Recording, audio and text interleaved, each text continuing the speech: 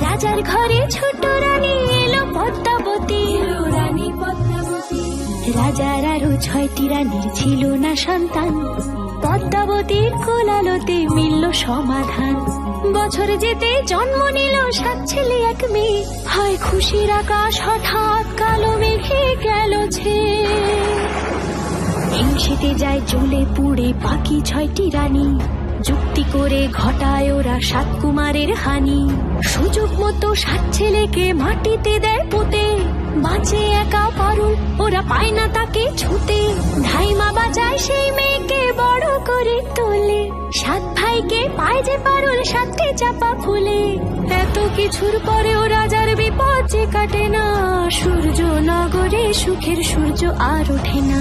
হিংসা বিবাদ বিচ্ছেদ আর প্রেমের কাহিনীতে পারুল বোন কি পারবে 7 ভাই চম্পাকে জাগাতে।